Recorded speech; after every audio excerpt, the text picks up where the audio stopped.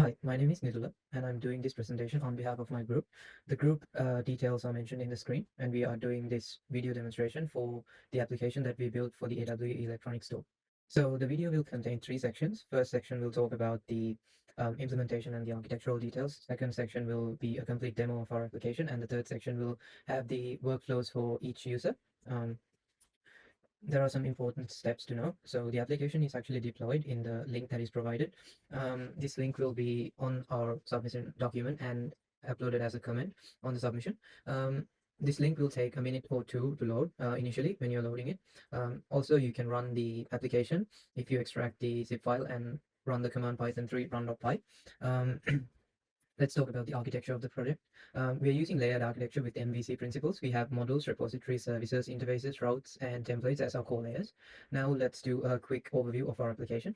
So initially we have a login screen. We can either log in or register. We have already created three users for this purpose. A customer with this email and password, admin, and a driver already that is initialized in the bootstrap process. Now I will log in with the user profile. When you log into the user's dashboard, you can see the user's name, user's address. The user can view the card, update the address, edit their profile. They can initially see the list of products that is available on the website. And since the customer has not yet placed any orders, they can't see any orders. So let's first buy a product. You can see initially the stock is 10, 20, and 15. I'm going to buy two products. I'm going to add them to the cart. And I'm going to view my cart. So you can see there's two products. And with this subtotal, I'm going to proceed to checkout. So in here, we can choose the payment factor method. So I'm going to choose PayPal because the card method has only $1,000 first. Um, and I'm going to choose email as my notification method. So I'm going to place the order. You can see the order is successfully placed. When you return to the dashboard, you can see the order that was just processed. So I can view the invoice of this order. I can print it if I want. Also, now I bought two items. I'm going to leave a review for this item. Let's say 5. It's a good product. Submit. And you can see this review is updated here along with the item. But I did not purchase this smartphone, so I'm going to try and leave a review, but I can't because I have not purchased this item before. Also, the customers can return for a request for a return. The problem we have right now is the order is still not delivered to the customer, so they cannot request for a return. So it will say you cannot request until it is delivered. So the next part is I'm going to talk about the driver. So I'm going to log out and log in as a driver. So main functionality is where we mark the orders as delivered. So they can view all of the orders with pending status of delivery, and then they can mark those orders as delivered. So I'm going to log out now. And when I log in as a customer again,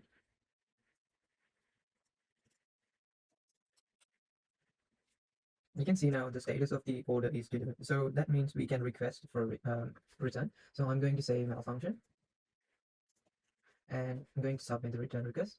So you can see that return status is still pending because this request has to be approved by the admin. So we will now look into admin's capabilities.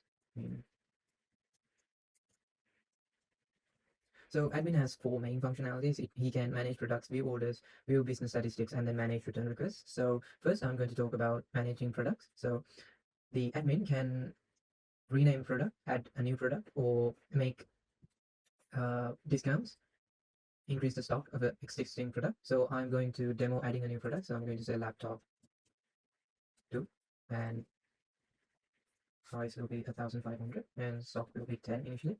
I'm going to add this product, and also I will update the price of this product. Let's say $1,000, and I'm going to increase the stock by 10. Okay, update.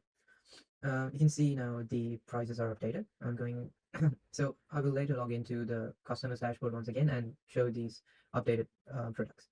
The next important functionality is managing return requests. So we have one pending return request. So we can approve this return request or reject it. So in this case, I'm going to approve it.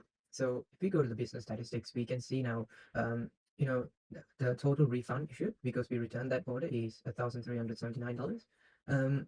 Let's also go into view orders. This is all of the orders that the system has processed. I will now again log in as a customer.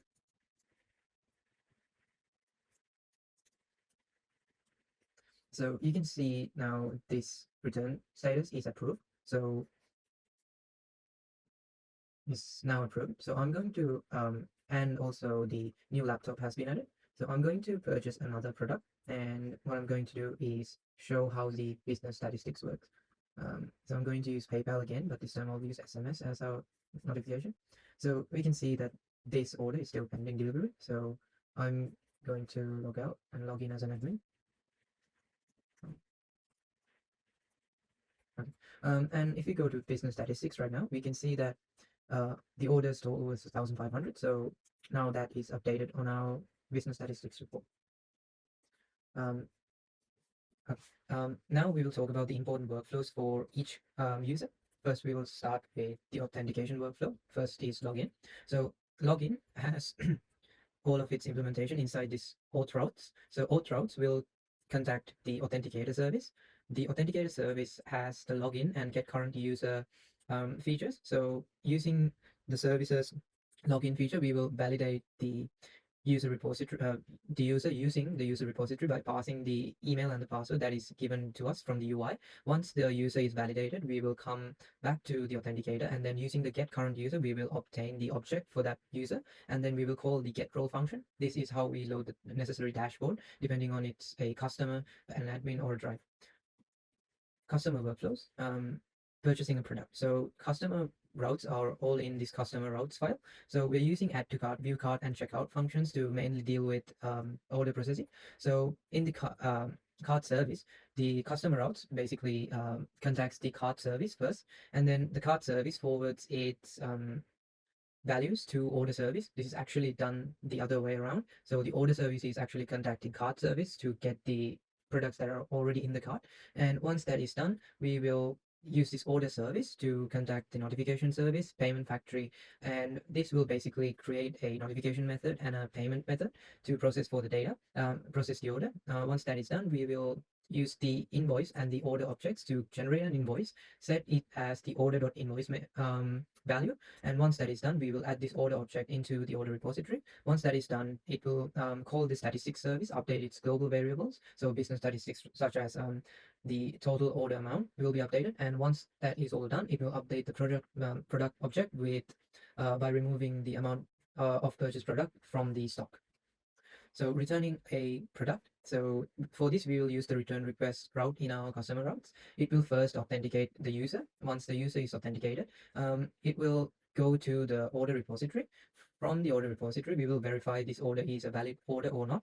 So if this is a valid order, we will create a return request. Once return request has been created, it will be added to the return service temporary list, and also it will update the order object for that return to pending. So the return status would be pending. Leaving a review for a product. So for this, we use the leave review route in our customer routes. In this, we use the product repository to find the specific product. Then we will get the object for that product from the product repository. Then we will use the methods in our order repository to verify if the customer has actually purchased this product using our order repository. Then if the customer has purchased this product in the past, then we will create a review object, and this review object will be then added to the product.py or the product model object. Okay, we will now talk about the admin workflows. The admins can manage the product, add, delete, or update the existing products. So we use view products, add product, update product, delete product routes from the admin routes. So to view a product, we directly access the product repository. To add a product, we first create a product model, and then we add it to the order repository, product repository. To update a product, first we contact the product repository, and then we update the product with the ID. To delete a product, we contact the order repository directly, and then we delete the product from the repository. Admin processing a return request by a customer. So first we use the view return requests and the process return functions from the customer, from the admin routes. So this will first contact the return service. In the return service, we use get pending requests to list down all of the pending returning requests. To process these requests, we use the approve request and reject request methods. So in the approve request, we send the order ID. Then using that order ID, we will navigate to the order repository to find that order by ID. Once we find that order, we will access the order object, and then it will be returned back to the order repository. Once that is done, we will check for the return status. So this will be pending at the time. So once we approve it, we will modify this return status to approved or rejected depending on what we're doing. So this will also at the same time update the return request model that we have created in our return service to approve. And then once this is done, we will contact the statistics service.py to update the global variables. Admin viewing business statistics. This is pretty straightforward. So admin routes has the view statistics route. This will contact the statistics service. The statistics service will create a statistics report.py, which is a model, and then it will be displayed in our route. So driver has one main workflow, which is delivering an order. So we have delivery dashboard, which basically gets all of the orders by the status of pending.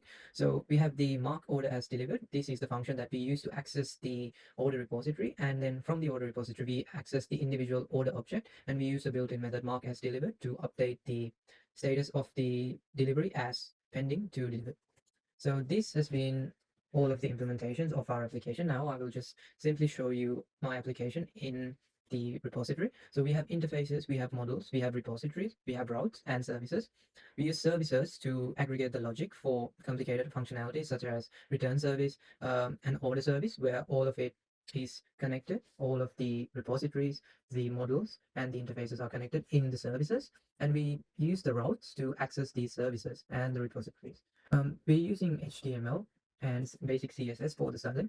We're using plain HTML files, and we're not using any JavaScript for our functionalities. We also have a set of unit test cases that we have developed in order to test our application if it gets the necessary user output that we are expecting. We have documented all of these methods and the workflows in our document. Feel free to check that out, and I hope you enjoy our application, and thank you.